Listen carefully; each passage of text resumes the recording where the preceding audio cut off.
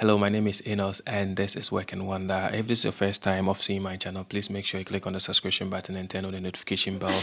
And anytime I upload a video, you'll be notified and you'll come straight here and take a look at whatever video that I have uploaded. A lot of you were asking for the professional values in the mental health Osce, which I started off with social media, and today I'm going to continue with it. And today we will be looking at possible abuse. I had already established in the first video that there used to be about 5 of them, but somewhere November 2022 they added more of it, making it about 15 topics. So now it is 15 topics, and then you have a whopping 10 minutes to finish your scenario when it is given to you. So just like we did for the social media, we're going to be looking at possible abuse. First of all, we'll look at the tips that I had already established in the first video, and then we'll look at the scenario, and then we'll now look at a sample answer. So let's look at possible abuse. With possible abuse is also a test of your knowledge of the NMC code, which you are mostly confronted with some situations, and then they expect you to be able to navigate your way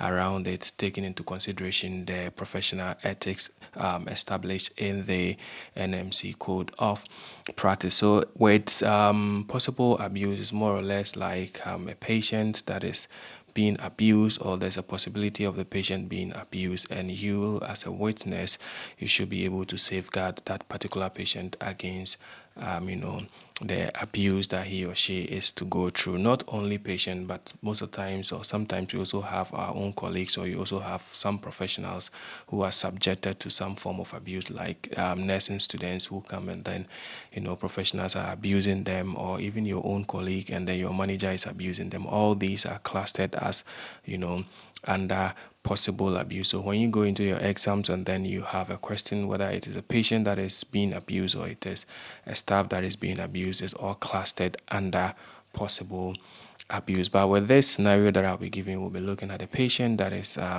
being abused, or there is some form of abuse there, or possibility of abuse there. We'll read the scenario and then we'll look at the possible answers that you can write out for that. But as I had established first in my other video, I had said that there are some 4 things that you need to take into consideration whenever you are writing out your answers. The very first one is for you to be able to recognize that there is some form of abuse. Then after recognizing, you need to acknowledge that you will need to do something. After acknowledging that you need to do something, the next thing is for you to inform. Of course, you have to inform, those either your ward manager or anybody that is above you, and then of course you also need to report as well. And mostly the last thing is for you to document. After reporting, after acknowledging, after recognizing, you need to also do some form of documentation, which in most cases is an incident report. So let's go straight and look at the scenario for the possible abuse. As you can see on your screen, you are a nurse on the diabetic ward. Kofi, a 73-year-old man, is your patient who was admitted into your ward yesterday. You were going to administer an IV medication when you realized some bruises on his arms. You asked what happened, but he responded saying nothing. Later in the day, when you were going to do his physiological observation, you saw Kofi's son by his side, forcefully grabbing his hand and shouting at him, asking him where he hid the money. Now, use your knowledge of the NMC 2018 Code, Professional Standard of Practice for Nurses, Midwives, and Nursing Associates. Consider the professional, ethical, and legal implication of this situation, and summarize the actions you will take in a number of bullet points. So yes, this is your scenario. Kofi is your patient, and you've seen some bruises on his hand. You also saw his son grabbing his hand forcefully and, of course, shouting at him. This is a matter of a safeguarding issue which you will need to swiftly attend to. So now let's look at the bullet points that you will need to write for this particular scenario. So the first thing, as I say, you need to recognize. So I will recognize the necessity of addressing safeguarding consent even without patient consent, in line with the duty of conduct. So here, most of the times you can just remove the patient and then you can put the patient name there. So in this case, the patient name was Kofi, so you can simply put Kofi's name there. Then the second thing is that I will approach the patient with empathy and compassion, using appropriate language to communicate the situation. Your third point will be that I will identify the urgency due to potential risks to the patient's safety. I will promptly raise the concern at the earliest suitable moment. So here you are reporting. Report the concern to the manager or local authority, ensuring clarity, honesty, and objectivity in explaining the reasons for my concern according to safeguarding policy.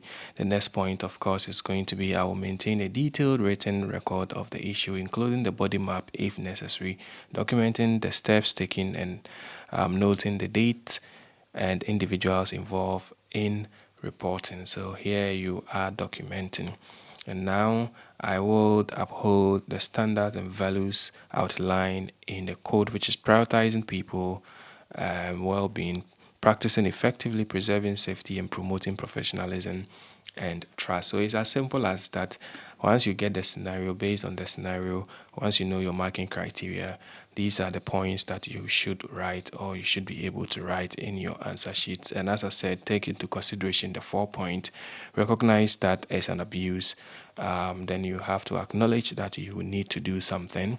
Then, of course, you need to report. And then the last one is that you need to document. Then mostly the last point, which is you have to uphold the standard and values as set out in the code, which is prioritizing people, practicing effectively, preserving safety, and then promoting of professionalism and trust. So in your attempt to do all these things, you have to uphold these standards, and it's as simple as that. So that is that for the professional values. If you know your marking criteria, you should be able to finish all this within about 5 or 6 minutes, and you have about 4 minutes to still go through your work. And if there's anything that you need to change, you can change that. So that is it for the professional values on the topic possible abuse. The next time I'll come your way with another topic under the professional values. Until I see you in my next video, please make sure you subscribe to the channel and turn on the notification bell, and anytime I upload a video, you'll be notified and you come straight here and take a look at the video. Those that have also been asking of the documents for the API,